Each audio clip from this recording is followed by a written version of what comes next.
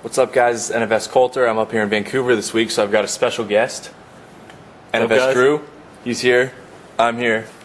And we're going to take you through a lap on Ambush Canyon. Drew, you can talk about your hot lap. So we laid down the hot lap earlier this week, and it's on, like Coulter just said, Ambush Canyon. You haven't raced it as much as I have. It's one of my favorite tracks. You kind of stick to the real GP tracks. True. So what car are we using? We were using the Chevrolet Corvette Stingray with the Works kit on it. And you made it look very, very nice. Yeah, I might say. I made it a candy black with some Very black nice. rims. So we're going to walk you through the track. What time do you run for your hot lap? What did that have to be? I think I got 1:25.858. Okay, so somewhere in the 125s. Yep. And I've just run it.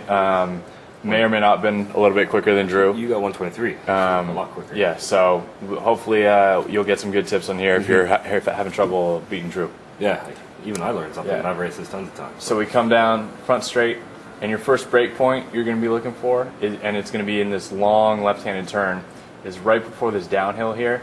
You'll see that the track starts to get dark right here, and that's where you're going to get hard on the brakes, albeit briefly, and that's going to take you around this left turn. Yeah.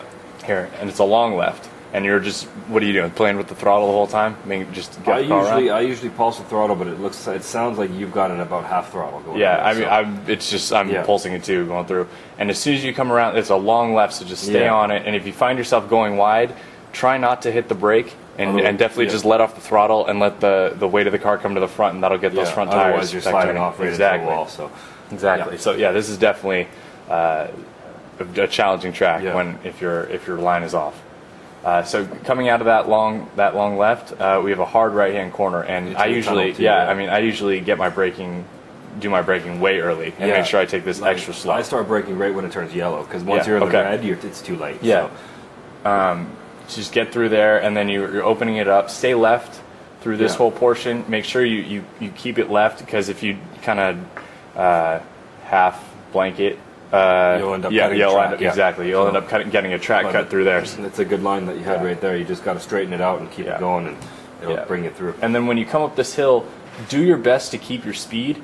And you'll see that I'm only touching the brakes quickly, and it's really not even affecting my speed that much. That's really just to get the car turned. And then once you get up to the crest of the hill, you're hard on the brake, right? Hard on the brakes, because you got that big left coming up. You got this big left, and I took it a little slow, and you'll see I dug my left tires in to the apex here. You'll see I'm a little off the track, but what that did is it kept me from, I kept throwing the car out the previous laps, and the car would go way wide out there, and I would find myself stuck in a power slide trying to work my way out of it. So on this lap, I stayed as tight as possible, and that kept me from sliding out there. If you're staying tight and you're keeping your speed up, you don't have to take the wide and have to accelerate back up. Exactly. You want your speed coming into this whole section. Exactly. Because this is like one of the only straights coming up. So. So definitely you really want to avoid a power slide coming out of that corner. If you're in it, get out of it as soon as possible. You come down this straight, you've got a little left kink here, and there's really pretty the kink can be a little bit tricky sometimes. You just got to kind of take it easy. Don't push too hard on your turning right there.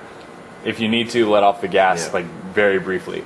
Here's where Drew and I we had different methods of taking this. Not anymore. Not anymore. But coming into it, we have different methods. And if you use the arrows, you'll see that they're red right here, and there's a little hop, and you'll catch some air.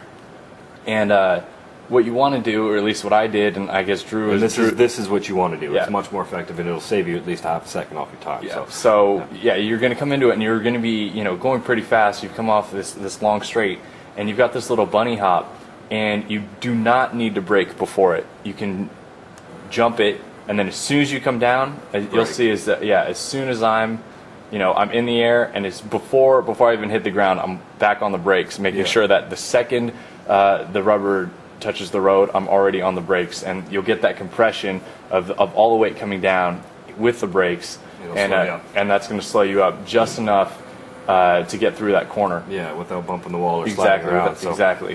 Because if you take, even on top of that, as you're braking, make sure you turn in early, because if you turn in a split second too late, you're going to be thrown right into that wall.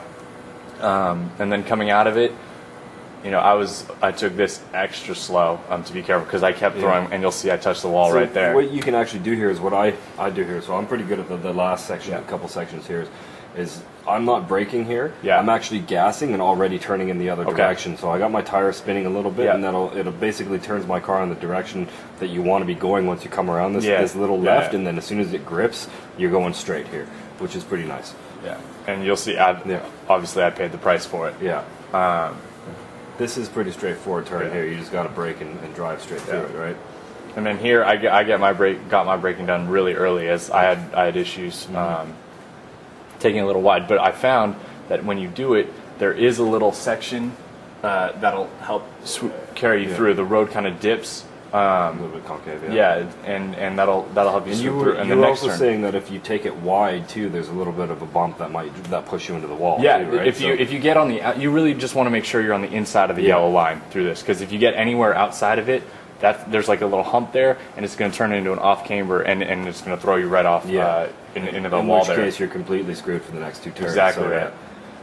And then you can really take the momentum of the car and use it against itself as it's coming back around. You can whip it back into the next turn, and you'll lose some speed. And you'll lose some speed. But then it's just a quick touch to the brakes to make sure to get the car turned properly.